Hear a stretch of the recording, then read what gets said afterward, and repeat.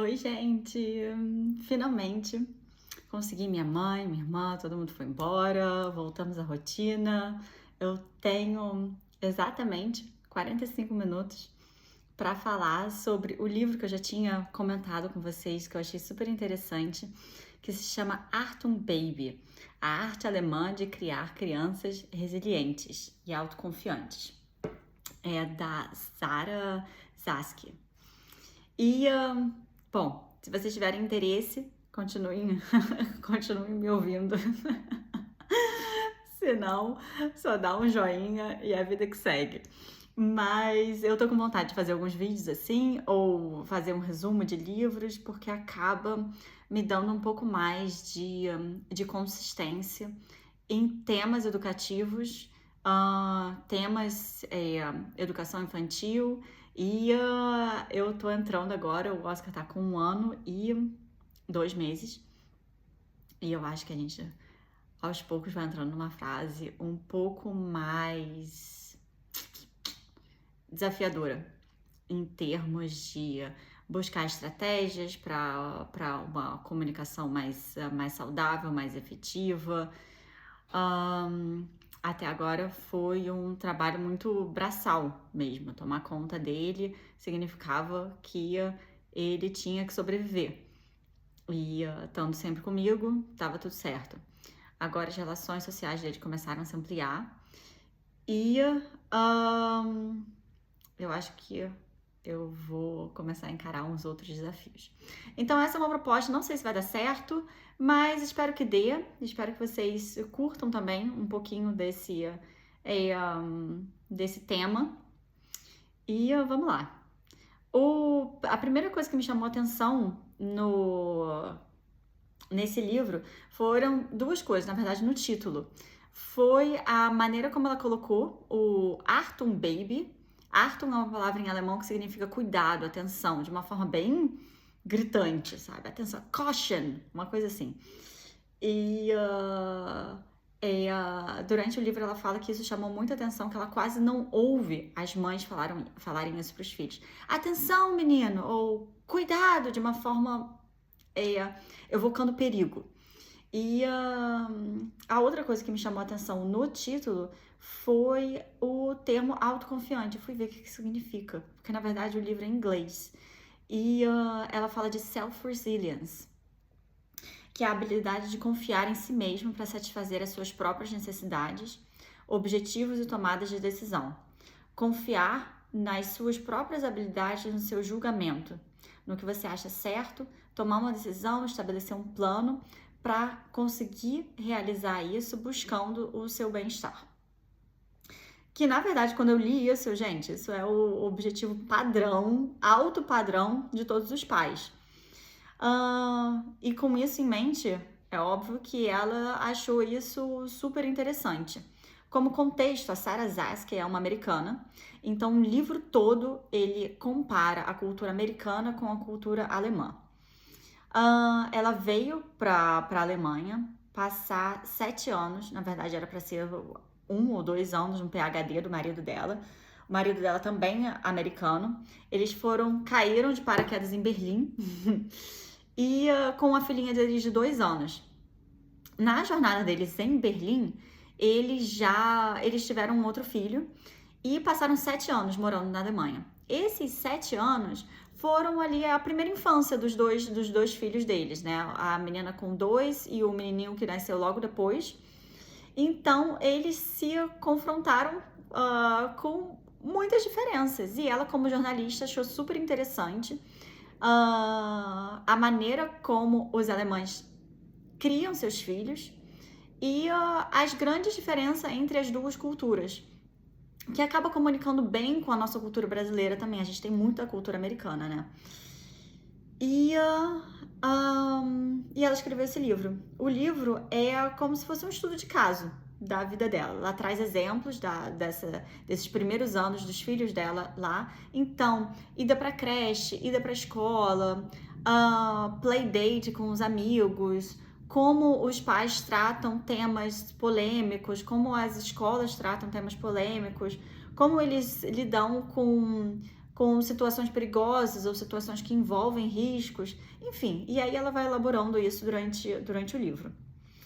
Como alguém que mora aqui, eu achei também interessante. Tem alguns pontos que eu não concordo com ela, que assim, que a minha experiência é diferente, mas deve ser considerado também que ela morou em Berlim. Berlim é uma cidade extremamente única na Alemanha, por conta do pós-guerra. Berlim foi dividido no meio, entre com o muro de Berlim, e ficou ali o Berlim Ocidental e o Berlim Oriental em pouquíssimos metros quadrados, numa mesma cidade. E tem, até hoje se vê e não se vê, né, mas se sente esse grande mishmash dentro da mesma cidade. Eu moro no sul da Alemanha, no sul oeste da Alemanha, o que significa que é uma área extremamente industrial, com fronteira com a França. A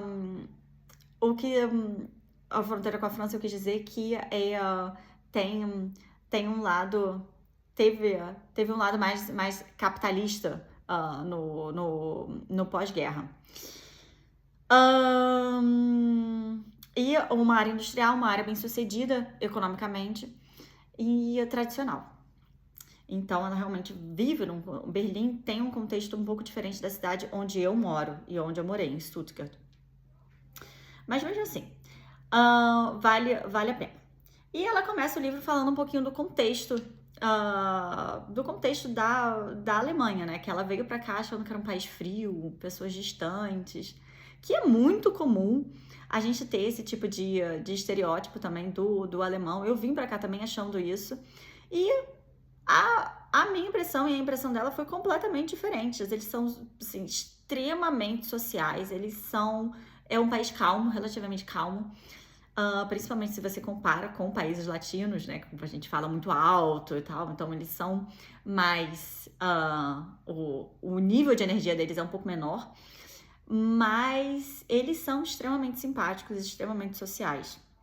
E esse estereótipo que a Alemanha carrega tem uma razão de ser. Nos anos 40 eles eram extremamente autoritários, eles eram realmente muito sérios. A geração que viveu a Segunda Guerra tinha uma educação extremamente severa. Isso realmente era presente nesse país. E a gente tem muita dificuldade de desfazer dessa imagem, porque a Segunda Guerra Mundial ela é romantizada até. Acho que não tem nenhum tema que tiveram tantos livros, tantos filmes quanto a Segunda Guerra. Então as pessoas têm um pouco de dificuldade de se desfazer de atualizar essa imagem da Alemanha. A história se desenvolveu, o país se desenvolveu, tiveram muitas outras épocas depois da Segunda Guerra, inclusive a Guerra Fria, inclusive um movimento extremamente libertário nos anos 60, que era a rejeição dos jovens à geração que tinha passado, a geração dos seus pais. Onde todo o autoritarismo, os valores, as visões políticas, era tudo extremamente rejeitado. E eles foram para um outro extremo, um extremo onde, por exemplo, na criação de filhos, na educação de filhos, não tinha nenhuma regra. Então, as creches era tipo uma selva. Não tinha regra para criar filhos. Eles achavam que as crianças tinham que se desenvolver do jeito que elas tinham que se desenvolver. Então, lidando com as outras do jeito que elas achavam certo. Então, não tinha muita interferência com os adultos. Então, eles foram assim para um oposto do que estava acontecendo. E, ao mesmo tempo, a outra parte da Alemanha, que estava vivendo num regime comunista, estava vivendo ali uma educação dos filhos com base, que era controlada, né? A educação era controlada pelos soviéticos, com base em respeito social, então uma integração social muito grande, responsabilidade social e conformidade social.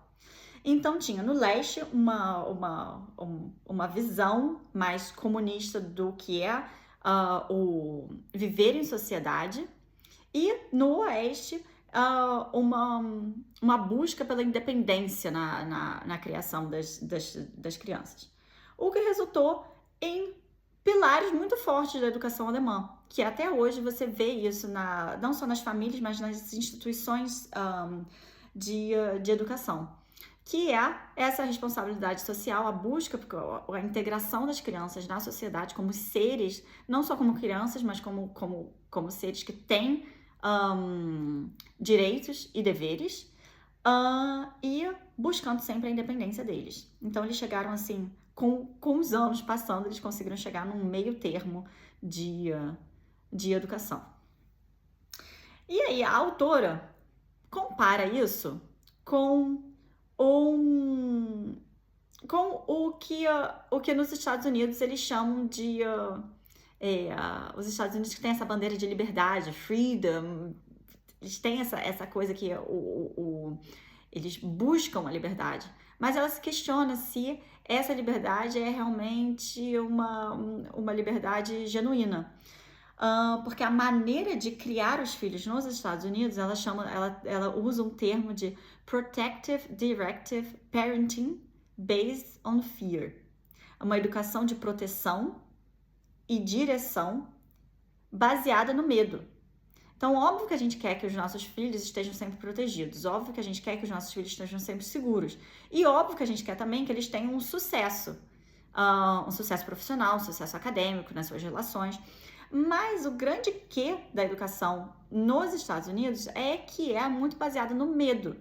Então, eles protegem as crianças de qualquer tipo de ameaça, de qualquer tipo de risco, e eles dirigem as crianças sempre para um sucesso profissional e acadêmico.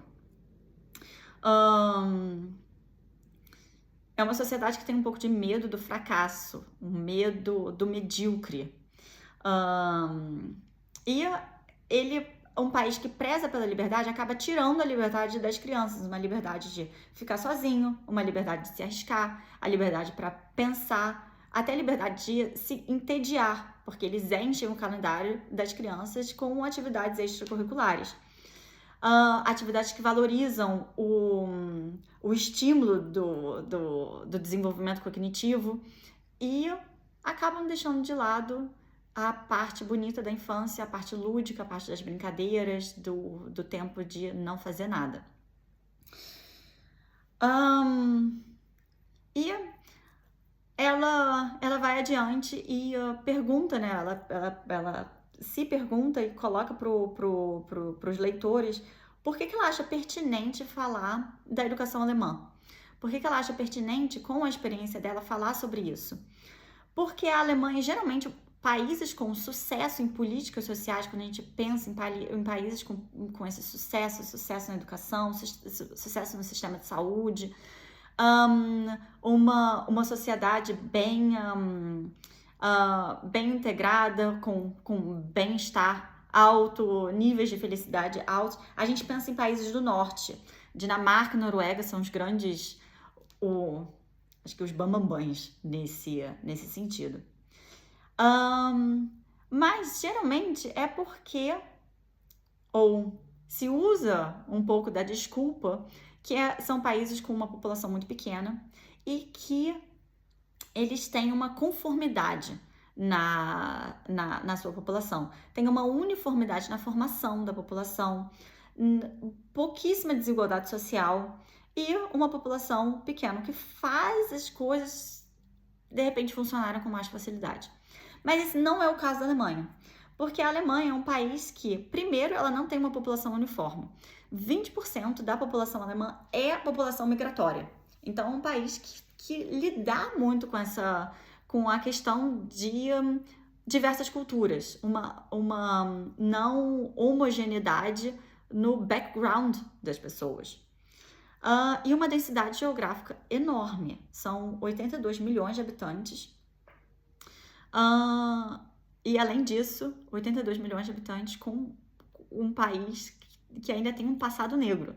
Então, ela acha interessante ver o que aconteceu, o que mudou, como que a Alemanha, então, tem esse sucesso econômico de ser um grande pilar da economia e da política dentro da União Europeia, com políticas sociais que funcionam. E ela acha também interessante, e é realmente um país que sempre foi conhecido pelo autoritarismo, agora dando dicas de como criar com liberdade e abrindo mão de um controle excessivo. E aí ela vai começar a fazer uns paralelos com o que ela está vivendo no momento dela. Por exemplo, ela tinha um bebê pequenininho, uma menina, né, de 2 anos, e assim que ela chegou, começou a ter mais envolvimento com as outras pessoas, com as outras mães, e as outras mães sempre falando para ela que ela deveria colocar a criança dela na creche, que a creche assim, de forma muito positiva, com uma atitude muito positiva, mostrando para a mãe que a creche, na verdade, é um lugar de desenvolvimento da criança, um lugar onde ela tem os primeiros contatos sociais, onde ela vai ter outras figuras de referência. Para vocês terem noção, 92% também não sabia disso, mas assim, bate com o que eu vejo ao meu redor. Mais de 92% das crianças com menos de 3 anos estão em algum tipo de instituição de educação. Então, é uma parcela bem grande. E ela vê essa atitude positiva com colocar os filhos na creche com um certo espanto. E ela também não sabia dizer como que ela ia contar isso para a mãe dela nos Estados Unidos, que a criança dela, com 2 anos de idade, ia para a creche. E, na verdade, a creche aqui, as crianças vão bem mais cedo, assim, com 1 ano de idade. Mas é um exemplo de como os alemães acham que é importante esse desenvolvimento social com outras pessoas. Que esse apego excessivo pode ser um pouco problemático. Ela dedica até uma parte do livro para falar da dificuldade que ela teve com essas teorias de apego excessivo. Nos Estados Unidos, essas teorias são bem fortes, onde a mãe tem que ser, durante toda a primeira infância, a grande referência afetiva do filho. Isso acaba gerando uma culpa muito grande nas mães quando elas deixam seus filhos com outras pessoas ou em outras instituições de ensino, e acaba gerando também uma grande polêmica de achar que a mãe escolheu trabalhar, mas na verdade, assim, de repente ela tem realmente a necessidade financeira de trabalhar e ela precisa colocar o filho dela na creche. Então tem é uma forma muito injusta de ver essa teoria do apego excessivo, colocando como um patamar muito elevado, que esse patamar é muito difícil de alcançar.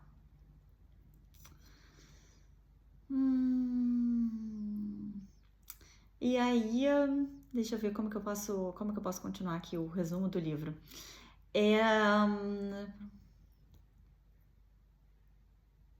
Muitas coisas sobre essa independência infantil é achar na literatura super fácil você achar esse tema na literatura alemã. E uma das coisas que eu achei interessante, que eu achei bonito, uma frase que ela falou não, que é de um autor, de um médico suíço, que o trabalho dele é extremamente respeitado na Alemanha, que ele fala sobre esse equilíbrio de dar o apego, dar o afeto. E quando eu falo apego excessivo, eu não tô falando da estrogestação, naqueles primeiros meses de vida, do recém-nascido e tal. Não, aqui eles também são extremamente... Tem um carinho muito grande, um apego físico mesmo com o bebê. Nesse período. Eu tô falando depois quando a criança já tá mais independente, depois quando a criança precisa realmente começar a se desenvolver, e essa teoria do apego excessivo tá sempre puxando a criança para um ambiente seguro, controlado e pequeno. E a frase do autor Remo Lago é que self-confidence is born not only with security, but also with independence. Então, que as crianças precisam de independência para se tornarem autoconfiantes. E ela acha que tem algumas lições que a gente pode aprender com a maneira como os alemães lidam com as crianças nesse tópico, que é relaxar um pouco com a quantidade de apego. Seu filho te ama, você não tá perdendo uma janela de oportunidade de conexão quando você não tá 100% com seu filho. Se você não amamentar por demanda, também você não é uma mãe terrível. Aquela demanda, não tô falando assim eu tô falando de uma demanda a qualquer hora, qualquer custo, qualquer circunstância. Dar espaço para os bebês crescerem, criar barreiras, óbvio, de uma forma gentil, mas firme, encorajar que o bebê durma sozinho, e não interromper um bebê que está brincando. Deixe o bebê brincar. Não interrompa ele. Tem uma frase no mundo corporativo que fala que a gente deve sempre analisar, a gente deve também analisar o que a gente deve parar de fazer. Não só ficar analisando o que eu devo fazer, como que são os próximos planos e tal, e tirar um tempo e pensar o que eu tenho que parar de fazer. E essa pergunta é super pertinente na maternidade. Qual o momento que eu devo parar de amamentar? Qual o momento que eu devo parar de dar comida na boca? Qual o momento que eu devo parar de levar a criança para a escola de carro? Enfim. Essa eu acho que é uma pergunta... Essa é uma parte que ficou que tá bem dentro, assim, da minha cabeça. Porque agora tô ensinando ele o Oscar a comer sozinho. E, cara, é um trabalho da Kenga, né? É muito trabalho. Mas tá na hora dele aprender também a pegar a colherzinha, de colocar na boca. Acho que tá na hora de parar de dar comida na boca. E a gente tá fazendo isso de forma bem progressiva. Lentamente. Vamos lá.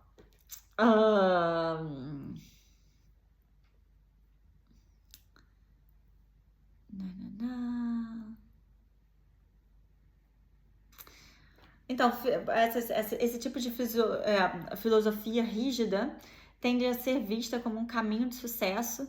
Se você fizer isso, seu filho vai ser bem-sucedido. Se você fizer isso, seu filho vai ser saudável. Se você fizer isso, se você seguir as cartilhas, você não vai parar de fazer coisa. Por isso elas são tão facilmente aceitas, né? Uma maneira bem de colocar tudo no preto e no branco é fácil de você achar que aquilo então vai dar certo. Mas elas são extremamente difíceis de serem seguidas e resultam em situações de muita frustração e um sentimento de fracasso. O suporte social que as mães e os pais aqui na Alemanha têm são políticas e incentivos que geralmente dão suporte para os pais para que eles não precisem confiar nessas filosofias rígidas.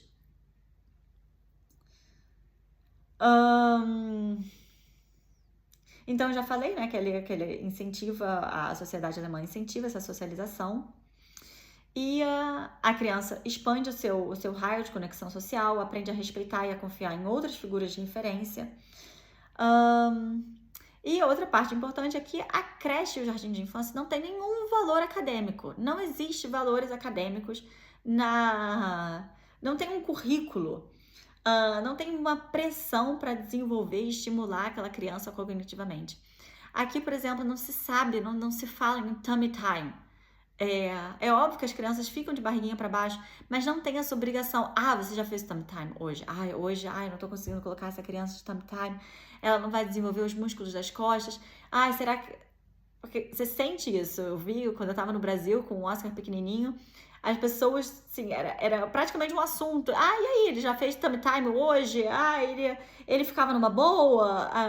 Figuras em preto e branco. É óbvio que tem muitos brinquedos aqui que estimulam as crianças, mas isso não é... isso é feito de uma forma muito mais lúdica do que uma regra ou do que uma cartilha rígida a ser seguida. E nas creches, nas escolinhas é a mesma coisa. Por exemplo, na escolinha o Oscar começou a ir pra creche. Não tem números nas paredes. Não tem o alfabeto. Não, tem um monte de brinquedo. É isso que tem na salinha deles. Tem muitos brinquedos. E eles não é chamado também de escolinho. A gente tem esse termo, né, no Brasil. E as tias também não são professoras, não são tias, não, elas são chamadas de educadoras. São pessoas que passaram por um processo de aprendizado durante 3 ou 4 anos para se profissionalizarem, para estarem ali com as crianças. Então não é feito assim, não é um lugar onde as crianças vão brincar e pronto. Não, tem um background, as brincadeiras são feitas com os brinquedos que ali estão expostos e as brincadeiras e as atividades são pensadas para o desenvolvimento da criança, mas sem seguir um currículo. A criança está no centro da educação e não um currículo rígido e a criança está na periferia e usufrui desse currículo.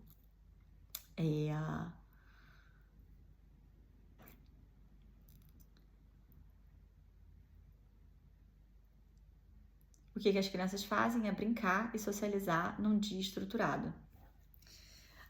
Por exemplo, como tema, só para vocês saberem, o Oscar vai para creche, eles tomam café da manhã, eles saem todos os dias para uma floresta que tem aqui perto, eles brincam na floresta e eles voltam e aí tem uma atividade para falar sobre o dia, para eles cantarem uma música e depois, enfim, é extremamente estruturado, tem hora para tudo, tem horário para tudo, não tem hora para tudo, tem horário.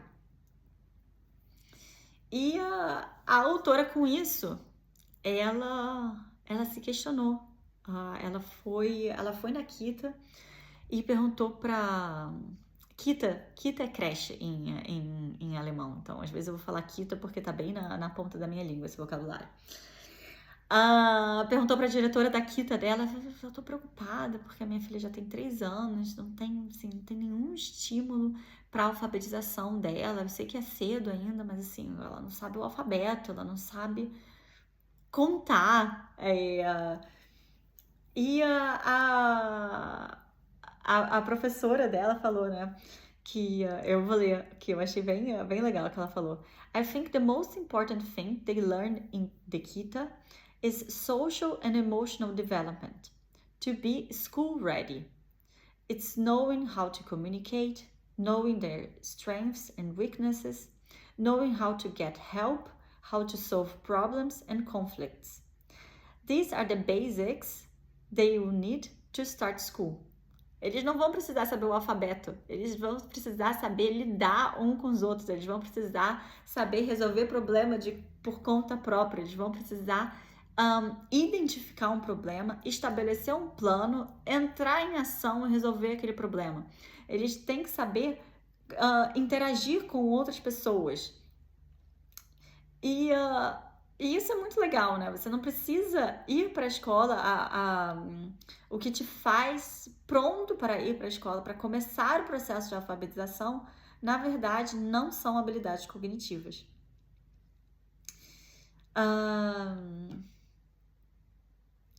E aí ela fala que as creches americanas realmente desvalorizam essas partes, esse desenvolvimento com atividades lúdicas, para que as crianças possam aprender a ler e a somar o mais rápido possível. Um estudo foi feito aqui na Alemanha, não tem nenhuma vantagem acadêmica de quando as crianças se as crianças começam a ler com 5, 6 ou 7 anos de idade, Aos 11 anos de idade, está todo mundo lendo fluentemente e tá todo mundo, essas competências estão todas equivalentes.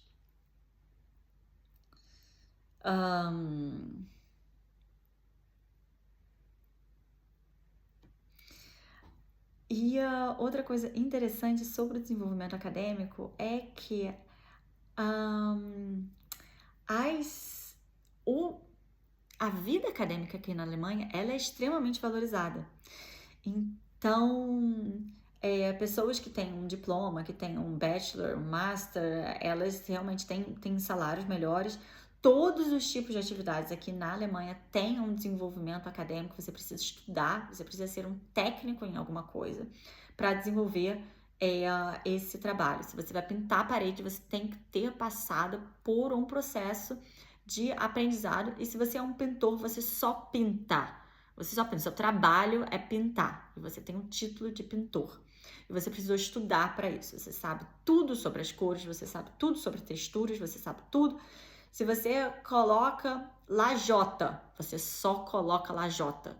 Se você é um médico, você só é um médico e você estudou para isso e foi atrás, e, enfim, todo tipo de atividade é uma atividade profissional com um background acadêmico. Então, parece que na primeira infância eles não dão tanto valor a aprender a ler, a escrever, a memorizar alguma coisa, mas eles dão muitos valores para as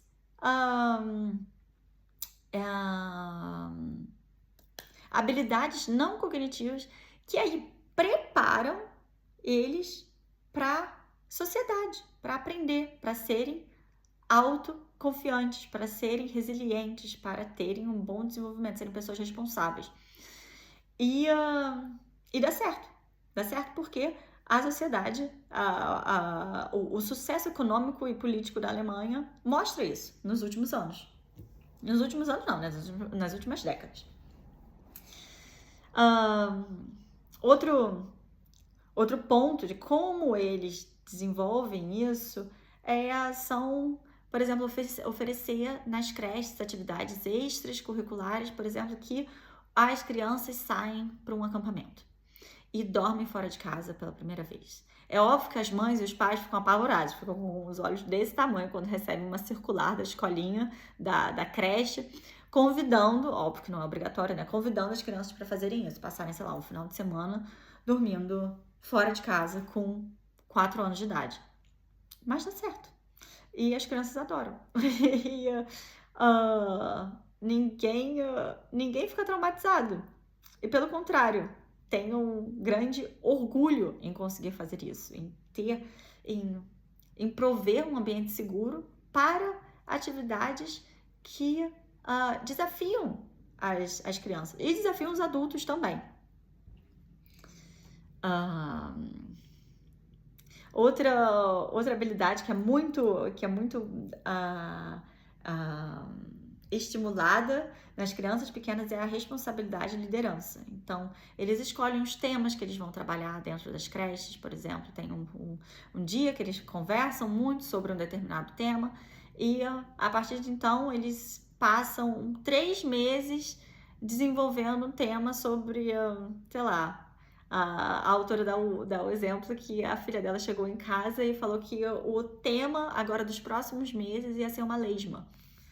E as crianças tinham super interesse na lesma, elas falavam muito sobre lesma, sobre caramujo, sobre lesma, é uma coisa que você encontra muito nos jardins aqui. Então eles passaram 6 meses falando sobre lesma, falaram sobre... E aí visitaram, aí foram especialistas falar na creche sobre isso, falam de outros animais, falam dos animais do jardim. Então assim, óbvio que eles não passam 3 meses falando só sobre lesma, mas eles falam sobre todo um contexto que a lesma está incluída. Então, eles fizeram, por exemplo, uma lesma gigante de papel machê, esse tipo de coisa. Teatrinho dos animais que vivem na terra, das minhoquinhas, das lesmas, dos caramujos, das joaninhas, de bichinho de jardim. Então, eles dão muito essa autonomia para as crianças, para que elas digam e expressem seus interesses. Um desses temas é escolhido e todos então trabalham para estabelecer para um projeto bem sucedido. E a liderança. As crianças mais velhas têm mais autonomia do que as crianças mais novas e elas também cuidam das crianças mais novas. As crianças mais novas, então, olham as crianças mais velhas buscando exemplos, e as crianças mais velhas são responsáveis também por ajudarem as crianças mais novas. Então, tem um jogo sem ter tanto esse jogo de poder do adulto, que são as educadoras, com as crianças pequenas. Acaba que elas acabam seguindo as orientações de crianças um pouco maiores, o que mistura bem e desenvolve também um senso de comunidade e responsabilidade e liderança. Depois de ler esse trecho do livro, eu fiquei me perguntando, eu sempre me achei assim, a pequena do grupo, assim, a minha irmã era mais velha, as amigas da minha irmã vocês estavam sempre lá em casa, e eu me via, assim, muito, por exemplo, na escola, como eu sempre olhava e valorizava aquela outra pessoa, tinha aquela imagem dos mais velhos, mas eu nunca recebia a responsabilidade de cuidar dos mais novos, de ser também a mais velha para os mais novos. Então, eu acho que isso seria interessante no meu ensino fundamental, por exemplo, de não só olhar para o mais velho com admiração, mas também ser responsável pelo mais novo e ser essa figura de referência para outras crianças.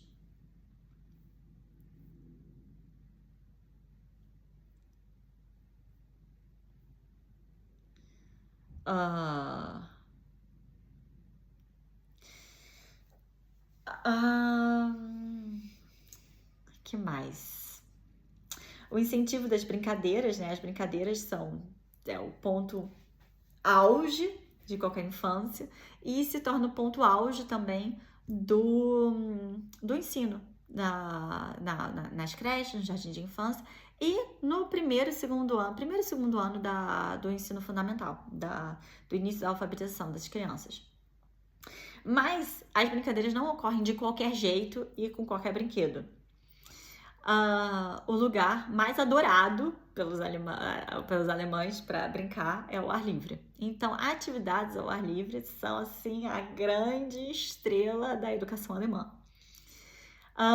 Não uma brinquedoteca, não um videogame, não um parque de diversão, mas sim o ar livre. Simplesmente uma floresta, um parquinho, uma rua, um jardim, só isso. Independente da estação, das condições climáticas, as crianças saem de casa. Tomar um ar fresco uma vez por dia é quase uma obrigação social. Se você está doente, as pessoas falam, você já saiu para tomar um ar fresco? Eu lembro que quando eu tava assim, recém-parida, recém tinha parido o Oscar, eu resolvi dar uma volta na quadra e minha filha, você vai com essa criança dar uma volta na quadra? Mas esse frio e tal. E a mãe do tio falou, ai, que bom. Ai, é muito bom, né? Para o recém-nascido é ótimo tomar um ar fresco. Então, assim, completamente diferente como as pessoas veem a importância de ir para fora de casa para disparar as ideias, tomar um ar fresco, ver o verde, ter esse estímulo visual e essa calmaria também.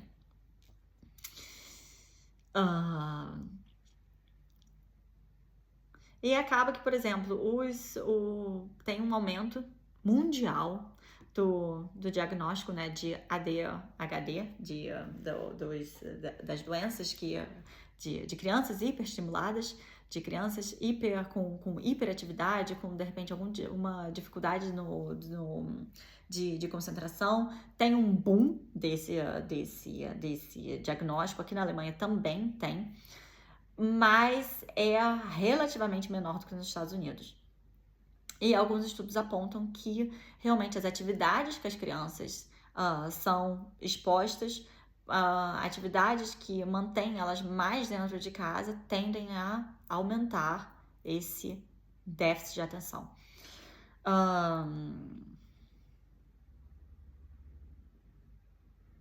E outro ponto super legal também do livro é quando ela fala que brincar não necessariamente precisa de brinquedo.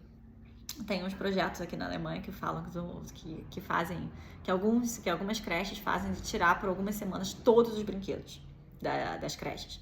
Então as crianças são obrigadas a brincar com o que elas têm disponível, com as cadeiras, com os bancos, com os gravetos, as pedras, com o que tiver disponível.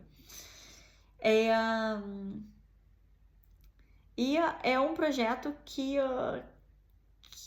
foca na prevenção de, como que fala?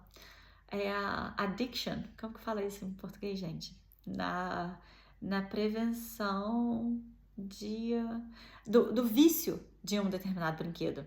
E de utilizar aquele brinquedo como para colocar ali algum tipo de frustração, ou então força as crianças a apostarem na sua criatividade e no companheirismo entre elas, então na integração de um grupo, fortalecendo ainda mais as habilidades que vão levar a criança a ser uma criança autoconfiante. Atividades onde ela tem que falar a sua opinião, tem que exercer ali um tipo de argumentação para que a ideia dela seja comprada, para que eles brinquem da maneira que ela quer brincar, ou então ceder para brincar da maneira que o amiguinho quer brincar, chegarem num senso comum, se ajudarem. Ninguém brinca sozinho, ou enfim, se brinca sozinho, né? Mas uma brincadeira num ambiente educativo é uma brincadeira em grupo, estimulando também, então, uma cooperação social e aprendendo a lidar com as frustrações que começam assim que a gente nasce e não acabam quando a gente vira adulto, pelo contrário. Outro ponto da cultura alemã que integra todo esse panorama de criação de filhos autoconfiantes é o incentivo à liberdade de ir e vir. Essa liberdade das crianças alemãs começam quando elas começam a andar, engatinhar e tal, como qualquer criança, mas ela dá continuidade quando a criança tem, sei lá, uns 2 anos de idade, com as bicicletas, aquelas bicicletas sem pedal. Aqui é praticamente obrigatório a criança ter uma dessas bicicletas. E essa independência de ir e vir vai se potencializando. Aqui é muito incomum você ver criança de uns 2 anos de idade num carrinho, sendo assim, empurrada pela mãe. É comum, óbvio, ter algum tipo de meio de transporte para, enfim, facilitar também o dia a dia da família, né? Porque a pobre da mãe tem que ir no supermercado, tem que ir na padaria, tem que ir e com uma criança as coisas têm que funcionar um pouco mais rápido. Mas em carrinho mesmo é muito difícil. Se você vê uma criança de uns 3, 4 anos no carrinho, você pode ter certeza que ela não é uma criança alemã, ou que ela vem de uma família com um contexto migratório. Isso é bem assim, isso eu noto bastante aqui também. E não só isso, uma criança de 6 e 7 anos, quando ela vai para a escola, os pais são incentivados pela escola para ensinarem as suas crianças a irem a pé para a escola. Tem os projetos, tem os grupos para as crianças irem a pé. Nas primeiras semanas os pais vão juntos e depois as crianças começam a ir sozinhas para as escolas. De fato, isso não é coisa de filme, isso não é coisa de cidade pequena. Em Berlim é assim, em Stuttgart é assim. Por exemplo, uma amiga minha agora tá devastada, que a filha dela vai começar em setembro agora a ir pra escola, primeiro ano dela na escola. Mas a escola é relativamente longe. Então, eles vão de bicicleta. Eles vão levar a criança na bicicleta e tal. Ela vai poder ir pedalando também, mas é muito longe para ela ir andando. E eles estão assim, queria tanto que ela aprendesse a ir para a escola andando e tal. Então, eles atravessam cruzamentos, sinais de trânsito, têm uma educação de trânsito e vão sozinhos. Eles falam tchau, colocam uma mochilinha nas costas, tchau mãe, tchau pai, vão para a escola e aí meio-dia e meio, elas tocam campainha e elas voltaram da escola. Isso é bem, assim, pra nossa geração, pelo menos pra gente que viveu no Brasil, é meio, assim, eu acho até surreal. Mas as crianças, as duas, assim, as lições importantes é a criança ativamente dentro da sociedade e os pais aprendendo a desapegar.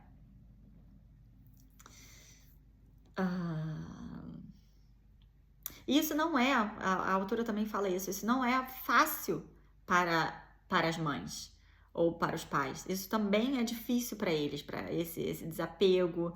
Eles também têm medo, o que acontece, um carro, tal. Mas eles acham que os benefícios são maiores do que o risco. E aí eles apostam na independência dos seus filhos. E quando uma sociedade toda faz isso, isso se torna normal. E aí é uma cultura que esses pequenos pontos da cultura vão se solidificando e prosperam, né?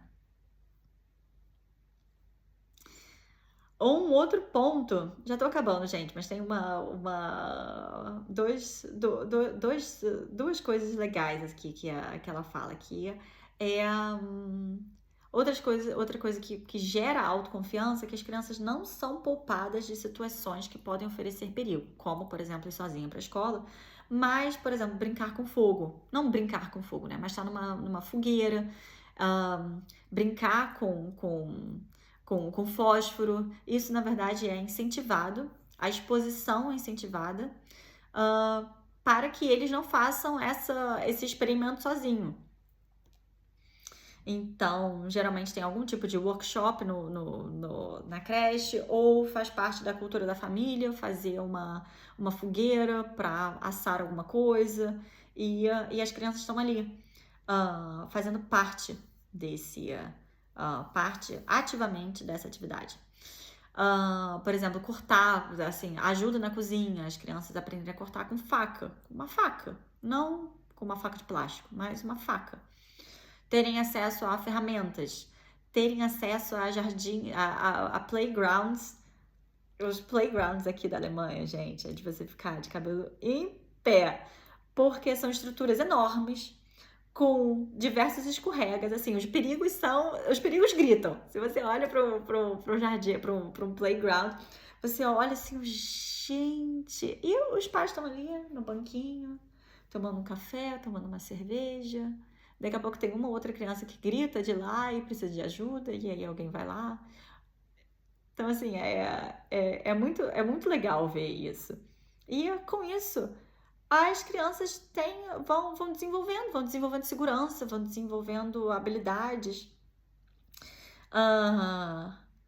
E as crianças têm um instinto de preservação própria. Elas não vão, elas vão até onde elas acham que são capazes de ir. Elas têm esses freios naturais também. E acaba que essas situações estimulam ainda mais a criação desses freios, até onde eu posso ir, aonde é o meu limite, e não é qual o limite que a minha mãe impõe. E aí vem a parte do título do livro, né? O título do livro é Achtung, Achtung, baby, atenção, atenção, bebê, atenção, criança, para! É bem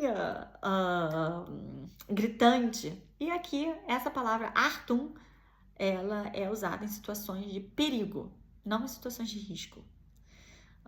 Então, ela não é muito usada com crianças.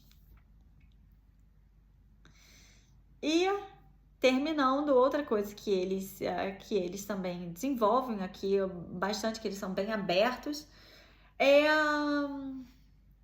que ela também viu isso na vivência dela, é a abertura dos pais e dos educadores sobre temas difíceis, temas que são falados com muita naturalidade, por exemplo, sexo ou morte ou religião. A educação sexual faz parte do currículo da escola. Não tem como os pais falarem que eles não querem que a escola eduque sexualmente as crianças. Eles não têm essa opção por ausentar os filhos dessa aula. É interessante saber que a taxa de gravidez na adolescência aqui na Alemanha é 3,5 vezes menor do que nos Estados Unidos. Então, essa informação também traz consciência.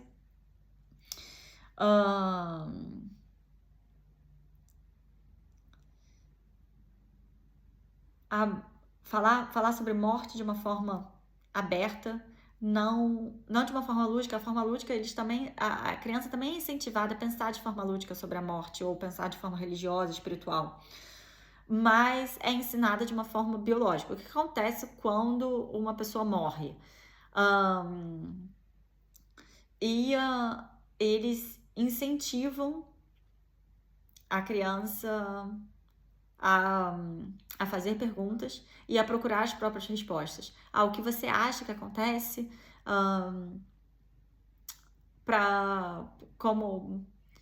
Como lidar também espiritualmente com essa questão. Mas na escola as coisas são colocadas muito no preto e no branco. E por exemplo, também falar sobre religião. Religião é uma matéria obrigatória no currículo. Se eles não querem, se as crianças, os pais acham inadequado que a criança vá para uma aula de religião, ela precisa visitar uma outra aula, que é a substituta, que é sobre ética. Esse tópico, por exemplo, ajuda a construir uma sociedade que respeita e tem esse senso de liberdade de falar sobre esse tipo de tema. Eles acreditam que falar sobre temas polêmicos em comunidade é muito melhor do que falar sobre esses temas na sua própria bolha. É óbvio que se uma família católica, a família vai na igreja, tem a catequese e tal, isso tudo à parte, coisa da família. Mas se a religião católica, a religião protestante, o budismo, o muçulmano, como que fala, gente? Ih, caramba. Enfim, quando todas as religiões são discutidas em grupo, acaba gerando uma visão de mais respeito. E óbvio que, falando de temas difíceis, falando de tabu, se fala do Holocausto, que é um tema extremamente presente na nossa vida aqui na Alemanha. Eles têm uma responsabilidade cultural muito grande. As gerações passadas carregam essa culpa, eles têm um termo em alemão para isso. Eles aprendem exaustivamente sobre esse assunto na escola. Tem muitos monumentos, museus, filmes, aulas de diferentes matérias. Todas as matérias abordam o Holocausto, todas as matérias abordam a Segunda Guerra de alguma forma. E eles encaram o passado aceitando a responsabilidade e com esse conhecimento indo adiante. É melhor tratar o assunto, todo mundo acha que é melhor tratar o assunto com mais frequência do que com superficialidade. Se você pergunta para um alemão adulto, quando foi que ele ouviu falar de Segunda Guerra pela primeira vez, ele não sabe dizer. É uma coisa que é muito presente, tá? Esteve sempre presente na vida dele. E trazendo isso, né? Como que esse aprendizado traz isso pro presente? Como que isso molda o futuro de um país? O exemplo emblemático de como molda o futuro de um país quando se fala exaustivamente sobre um tema importante é que em 2015 teve a crise migratória e a Alemanha recebeu mais de 1 milhão de refugiados. E a grande frase da Angela Merkel foi: Germany is a strong country. We have already accomplished so much. We can do it. Então, assim, tem essa visão clara de que o passado nos ensinou alguma coisa sobre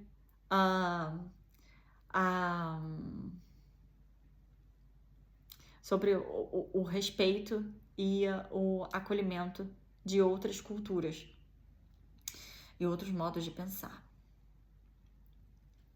A adolescência e se tornar jovens adultos aqui na Alemanha também é diferente da nossa vivência, da vivência dos jovens nos Estados Unidos, porque eles são jovens que aprenderam a viver sem uma grande supervisão e aprenderam a viver com responsabilidade. Então, se com 8 anos eles iam a pé para a escola e tinham esse senso de liberdade, com 18 anos eles têm, assim, o país, a cidade, o raio de ação deles é muito maior.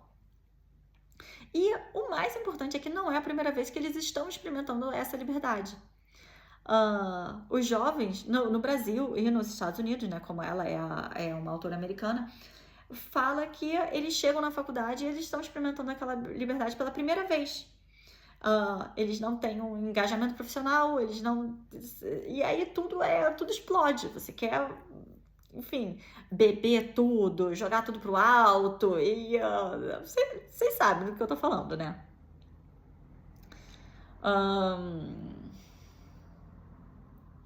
Viver na casa dos pais também, assim, geralmente eles saem das casas dos pais bem mais cedo do que a gente, mas se eles vivem na casa dos pais, eles vivem num modelo diferente. Eles ajudam a pagar o aluguel, eles são responsáveis pelas suas próprias atividades domésticas, como lavar roupa, passar, enfim. Eles ganham seu próprio dinheiro e não precisam dar tanta satisfação aos seus pais. Então, eles aprendem, né? Tipo assim, pra finalizar, já tá dando 1 hora, tem que buscar o Oscar na creche. De forma geral, assim, pra finalizar mesmo o resumo do livro, é que eles aprendem a fazer parte de uma sociedade, a ter relacionamentos com outras crianças, com outras pessoas. As crianças aprendem a ser expostas a situações desafiadoras, elas sabem gerenciar os próprios riscos, aprendem a lidar com as consequências das suas próprias atitudes e das suas escolhas e conversam abertamente sobre temas difíceis. Buscar sempre essa segurança e esse sucesso dos nossos filhos com medo de que alguma coisa vai dar errado parece tentador. Mas estamos educando no medo. A gente acaba educando no medo do fracasso, no medo do risco, no medo de perder, no medo do machucado, no medo da frustração do filho.